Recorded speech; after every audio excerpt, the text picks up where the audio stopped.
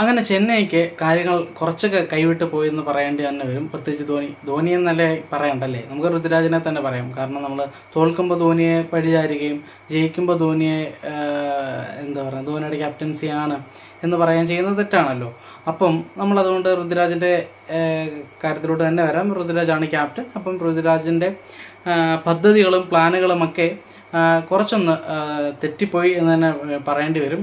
കാരണം ചെന്നൈക്കെതിരെ LSG 8 വിക്കറ്റിൻ്റെ ഒരു കിടുക്കൻ വലിയ ത്രസിപ്പിക്കുന്ന ഒരു വിജയം തന്നെ സ്വന്തമാക്കി എന്നുള്ളതാണ്. ഏറ്റവും ആവശ്യമായിട്ടുള്ളൊരു സമയത്ത് ആവശ്യമായിട്ടുള്ളൊരു വിജയം തന്നെയാണ്. ഇനി അടുത്ത മത്സരവും ഈ ലക്നൗവും ചെന്നൈയാണത്. നേരെ ചെന്നൈയുടെ തട്ടകത്തിലാണ് കളി നടക്കാൻ പോകുന്നത്. അപ്പം അതുകൊണ്ട് തന്നെ LSGക്ക് ഈ മത്സരം എന്തായാലും സ്വന്തം നമ്മുടെ ഹോം ഗ്രൗണ്ടിൽ നടക്കുന്ന മത്സരമാണ്. അതുകൊണ്ട് തന്നെ ജയിക്കണം എന്നുള്ളൊരു നിർബന്ധം LSGക്ക് ഉണ്ടായിരുന്നു. അത് അങ്ങനെ തന്നെ നടന്നു. ഫസ്റ്റ് ബാറ്റിങ്ങിൽ അജിങ്ക്യ രഹാന അത്യാവശ്യം തരക്കേടില്ലാത്തൊരു ആവറേജ് ഒരു പ്രകടനം കാഴ്ചവെച്ചു. 36 റൺസ്. രച്ചിൻ രവീന്ദ്ര കഴിഞ്ഞ കുറേ മത്സരങ്ങളായിട്ട് അദ്ദേഹത്തിൻ്റെ നല്ല ഫോമിൽ വന്നിട്ട് ഫോം നഷ്ടപ്പെട്ടു പോകുന്നൊരു കാഴ്ചയാണ് കണ്ടുകൊണ്ടിരിക്കുന്നത്. കാരണം ഒരു ചെറിയ തരത്തിലുള്ളൊരു തോൽവി എന്നുള്ള രീതിയിൽ ആ ഒരു പട്ടത്തിലേക്ക് രച്ചിൻ രവീന്ദ്ര എത്തിക്കൊണ്ടിരിക്കുകയാണ്. അപ്പോൾ എന്തായാലും കഴിഞ്ഞ കുറേ മത്സരങ്ങളായിട്ട് കളിക്കാൻ കഴിയുന്നില്ല അദ്ദേഹത്തിന്. ഈ മത്സരത്തിലാണെങ്കിലും ആദ്യ ബോളിൽ തന്നെ കുറ്റി തെറിക്കുകയായിരുന്നു രച്ചിൻ രവീന്ദ്രയുടെ. കേക്കുവാത് വൺ ഇറങ്ങുമ്പോഴത്തേനും നല്ല രീതിയിൽ അത് വർക്കൗട്ട് ആകുന്നുണ്ടെന്ന് തോന്നുന്നുണ്ട്. ഇപ്പം കഴിഞ്ഞ മുംബൈയായിട്ടുള്ള മത്സരത്തിലാണെങ്കിൽ പോലും നല്ല രീതിയിൽ കളിച്ചു. ഇവിടെയും തുടക്കം നല്ല ഗംഭീരമായിട്ട് തന്നെ തുടങ്ങി. പക്ഷേ ഒരു ലോങ് ഇന്നിങ്സിലോട്ട് പോകാൻ കഴിഞ്ഞിട്ടില്ല. എല്ലാ പ്രാവശ്യവും എല്ലാവർക്കും കളിക്കാൻ പറ്റില്ല, സ്വാഭാവികമാണ്. അപ്പം ഋതുരാജ് ഗെയ്ക്വാദും മടങ്ങി ഒന്നും ചെയ്യാണ്ട് ഏറ്റവും കൂടുതൽ പ്രതീക്ഷ അർപ്പിച്ചത്, അതായത് ഇപ്പം CSK ഫാൻസ് ആണെങ്കിലും ടീമാണെങ്കിലും എല്ലാം ഏറ്റവും കൂടുതൽ പ്രതീക്ഷ അർപ്പിച്ചത് ശിവൻ ദുബെയുടെ കാര്യത്തിലായിരുന്നു. പക്ഷേ അദ്ദേഹം ഈ പറഞ്ഞ പോലെ എല്ലാ കളിയും അദ്ദേഹത്തിന് കളിക്കാൻ കഴിയില്ലല്ലോ, മനുഷ്യന്മാരല്ലേ. അപ്പോൾ അതുകൊണ്ട് ഈ കളി അദ്ദേഹത്തിന് കളിക്കാൻ കഴിഞ്ഞില്ല. 3 റൺസായിട്ട് മടങ്ങി. പിന്നെ റിസ്വി ആണെങ്കിലും ഇപ്പം കണ്ടോളാം, ഇപ്പം കിട്ടും എന്നൊക്കെ പറഞ്ഞ് ഇരിക്കുന്നതല്ലാണ്ട് ആശാന് വേണ്ടതായിട്ടുള്ള അവസരവും കിട്ടുന്നില്ല. കിട്ടുന്ന അവസരങ്ങളിൽ അദ്ദേഹത്തിന് കളിക്കാനും കഴിയുന്നില്ല എന്നുള്ളൊരു സിറ്റുവേഷനിലാണ്. 1 റൺസിന് പുറത്തായി.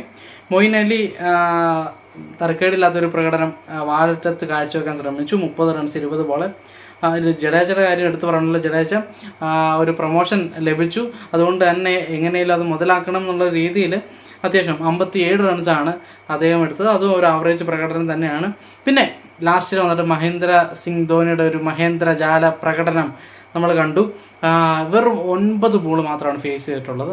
ഈ 9 ബോളിൽ അദ്ദേഹം എടുത്തത് 28 റൺസാണ്.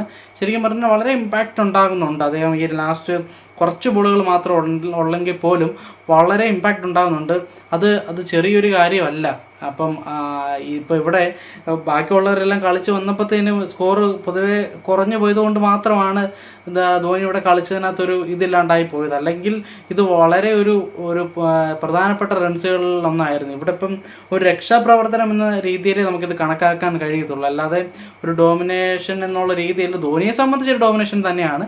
പക്ഷേ ഒരു ടീം ബേസിൽ നോക്കുമ്പോഴത്തേനും ഒരു രക്ഷാപ്രവർത്തനം തന്നെയാണ് ധോനി നടത്തിയെന്ന് പറയേണ്ടി വരും. അങ്ങനെ 176 റൺസാണ് ചെന്നൈക്ക് എടുക്കാൻ കഴിഞ്ഞത്. അപ്പം ബൗളിംഗ് നിര കഴിഞ്ഞ മുംബൈയായിട്ടുള്ള ബൗളിംഗ് നിര നല്ല മികച്ച പ്രകടനം കാഴ്ചവെച്ചു. പതിരാനേക്കാളിലും മികച്ച ഫോമിലാണ്.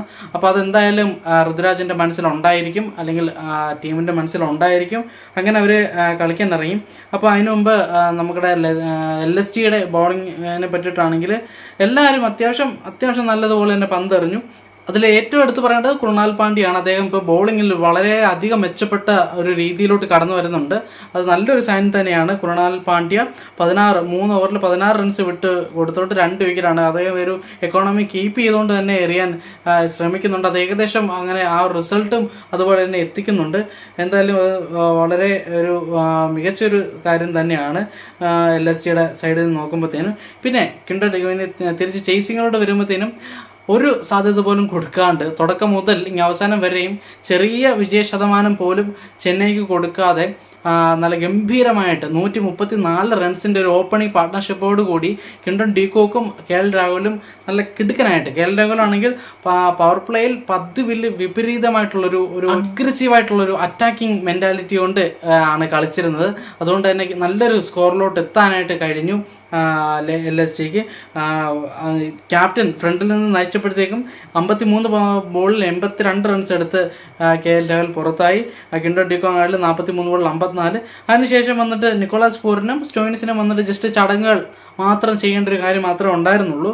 അല്ലാണ്ട് യാതൊരുവിധ എന്താ പറയുന്ന ഒരു സാധ്യതകളും ചെന്നൈക്ക് കൊടുത്തിട്ടില്ല എന്നുള്ളതാണ്.